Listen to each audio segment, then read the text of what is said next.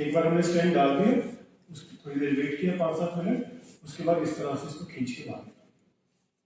तो इसको हम मेडिकल टर्मिनोलॉजी में मैकेनिकल थ्रोम्बेक्टमी बोलते हैं कि मैकेनिकली हमने थ्रोम्बस को क्लॉट को खोल के बाहर निकालते हैं, या ऐसे निकाल सकते हैं, या दूसरी टेक्निक है हमारे पास कि ये जो क्लॉट है इसको एक बड़ी ट्यूब से सक्शन कर दिया, जैसे वैक्यूम क्लीनर होता है घर में उस तरह से सक्शन कर दिया।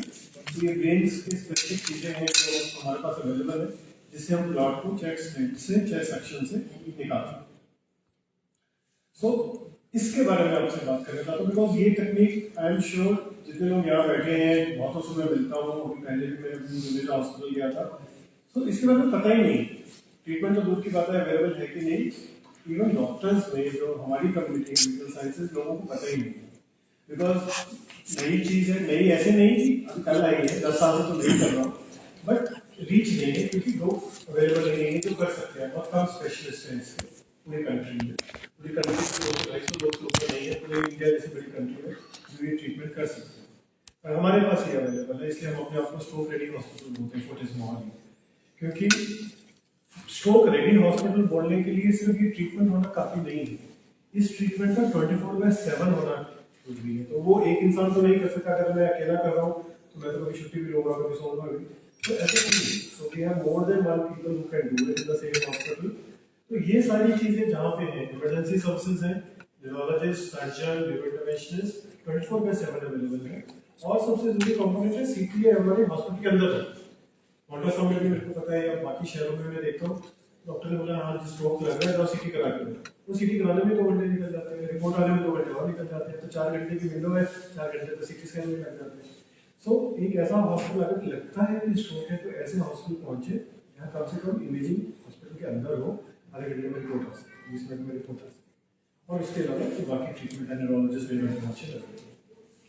और बहुत अच्छा क्या है, स्ट्रोक हो ही ना, स्ट्रोक ना हो उसके लिए क्या प्रिकॉशंस हैं?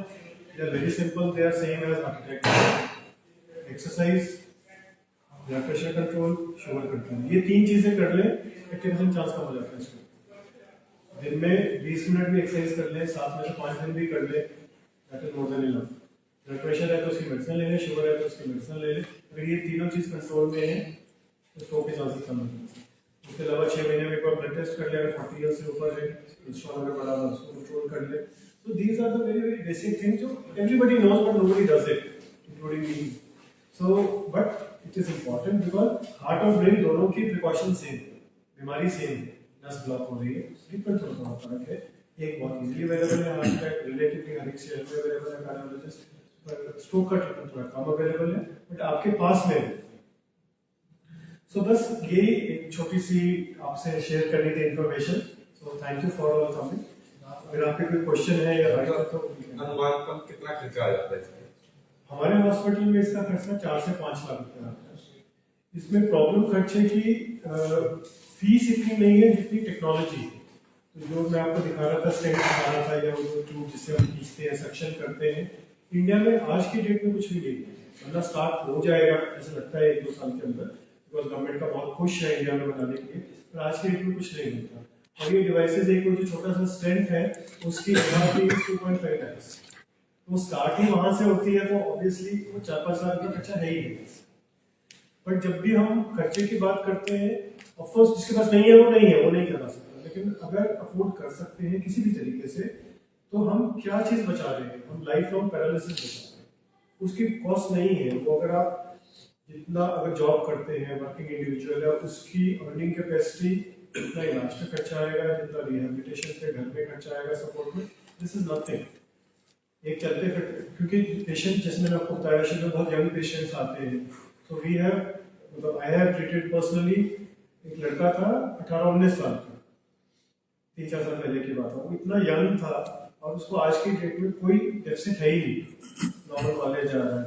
ऐसे एक डॉक्टर थे हमारे कम्युनिटी, आयुर्वेदिक डॉक्टर थे, उनको ओपीडी में स्ट्रोक हुआ, ट्रीटमेंट हो गया and still running is OPD 3 months 4 months letter.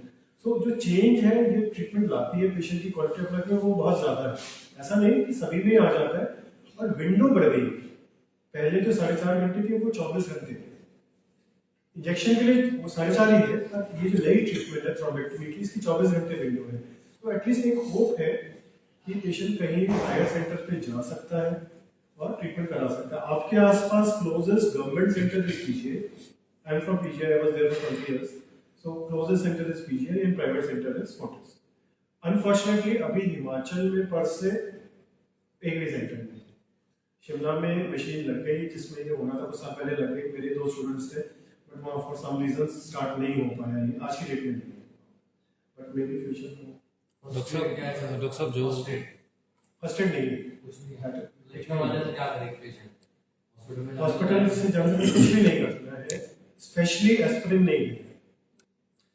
Reason उसका क्या है, लकवा जो आता है, ये जो मैंने आपको स्ट्रोक बताया, इसमें नस ब्लॉक हुई है, लेकिन कभी भी जब नस फट जाती है तब भी सेम ही सिम्टम लगते हैं, और उसमें अगर आप एस्पिरिन दे दें जो कि खून पतला करने की मेडिसिन है तो ब्लीडिंग बढ़ जाती है। सो नियरेस्ट हॉस्पिटल पहुंचना ही फर्स्ट एड है। सिर्फ एक काम जरूर कर सकते हैं, अगर पेशेंट को दौरा पड़ गया, जब भी स्ट्रोक होता है कभी कभी सीजर हो जाता है, दौरा पड़ जाता है, तो उसमें पेशेंट को करवट दिला के लेटाना है, ताकि जो भी मुंह में वॉमिट है या कुछ भी है वो लंग्स में ना जाए, छाती में ना जाए, बाहर खुल कर जाए, और मुंह में वो चम्मच डालना, चक्कर मारना, कुछ नहीं। साइड पे लेटाना है ताकि जो भी मुंह में वो निकल जाए। Generally majority of the seizure जो है कुछ मिनट में अपने आप रुक जाते हैं। डॉक्टर साहब जो लोग ऑलरेडी जिनको जो पैरालाइज्ड हैं उनके लिए कोई ट्रीटमेंट है इसमें? नहीं, आज की डेट में ओनली फॉर दोज जो आज की डेट में कमर्शियली अवेलेबल ट्रीटमेंट्स में नहीं है।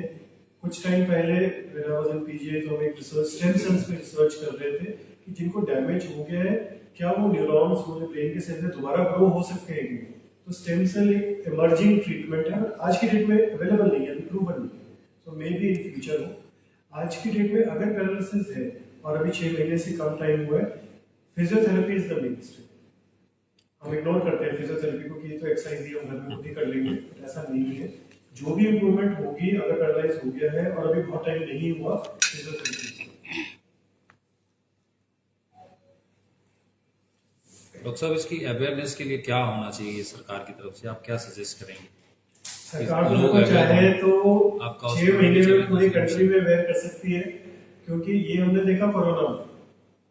जब कोरोना हुआ तो हमें किसी को नहीं पता था क्या बीमारी है, पर विद इन 6 months बच्चे को पता था पूरी कंट्री में कि क्या है। गवर्नमेंट की तो मशीनरी बहुत एक्सटेंसिव है ना, तो अगर वो किसी सेलिब्रिटी को ले ले और पब्लिक, जैसे पोलियो का कैंपेन था, polio is a very good campaign in our country, eradicate हो गया पोलियो कंट्री से। क्यों हुआ? It was such a strong campaign, mister Amitabh Bachchan ran a campaign कि सबको समझ आ गया कि तो ड्रॉप्स पीनी ही पीनी है। तो हम ट्रैवल भी कर रहे हैं, मेरा पर्सनल एक्सपीरियंस है, ट्रैवल कर रहे होते तो शहर में जाके बच्चों को बोलते हैं यार उनको पिला, ये सेम एक्सपीरियंस सब लोगों का है। तो गवर्नमेंट को बहुत हाई लेवल पे कैंपेन करना पड़ेगा, जैसे हमारे नेशनल प्रोग्राम्स हैं उस तरह से। स्ट्रोक के लिए नेशनल प्रोग्राम ऑलरेडी एग्जिस्टिंग है, पर वो क्लब है। डॉक्टर साहब इस डिजीज की ग्रोथ कितनी है? ग्रोथ इन द सेंस, जैसे कोई बीमारी आज 25% है चांसेस, कल परसों उसके कितने चांसेस है 35 बढ़ने के? 2013 में, आज से ऑलमोस्ट 10 साल पहले, WHO कहता था 6 में से 1 इंसान को स्ट्रोक हुआ। 2022 में रिवाइज हुआ 4 में से 1। तो with in 10 years 10 to 15% growth हो गई ऑलरेडी वर्ल्ड ओवर। बात करो, आप इमेजिन करो कि कितना जल्दी ग्रोथ हो। ग्रोथ इसलिए नहीं हो रहा कि बीमारी का नेचर चेंज हो रहा है, ग्रोथ इसलिए हो रहा है हमारा लाइफस्टाइल चेंज हो रहा है। हाँ, मैं इसी बात पे आना चाह रहा था कि क्या लाइफस्टाइल इसके लिए एक रीजन है, जो मॉडर्न लाइफस्टाइल है? देखो, कोई भी बीमारी इन जनरल अगर मैं बात करूँ, 80% 70% जेनेटिक फैक्टर्स होते हैं, बाकी लाइफस्टाइल। इसके केस में वो ट्रू है, लेकिन लाइफस्टाइल बहुत इंपॉर्टेंट है। बिकॉज वो क्या है, क्लॉट बन रहा है, क्लॉट बनने में कुछ चीजें मदद करती है। नस ब्लॉक हो गई, हाई कोलेस्ट्रॉल वो जमेगा, चाहे हार्ट की नसों में जमे, चाहे ब्रेन की नसों में जमे। स्मोकिंग से खून डाला होता है, ग्राम भाषा में क्लॉट होता है। सेडेंटरी लाइफस्टाइल, सारा दिन फोन के सामने बैठना, जीरो एक्सरसाइज, मूवमेंट नहीं होगी तो शरीर में बीमारी रहेगी। डॉक्टर साहब ये जो क्लॉट होता है ये कोलेस्ट्रॉल ही होता है जो ब्रेन में भी जमता है? कोलेस्ट्रॉल नहीं होता। क्लॉट का मतलब होता है हमारी जो खून के सेल्स हैं वो आपस में इकट्ठे हो जाते हैं, ओके। खून जम जाता है। कोलेस्ट्रॉल नस को वो करता है, नैरो करता है, सिकुड़ा देता है, अंदर से बंद कर देता है। जहाँ पे नस अगर 100% की बजाय 20% खुली है तो खून वहाँ रुकता है।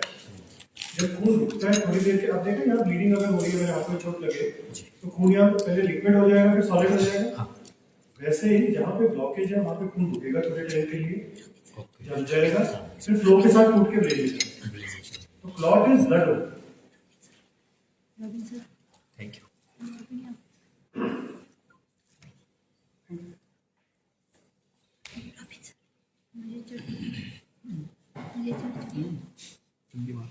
ज़्यादा बनती है थोड़ा सर थोड़ा नहीं मेरे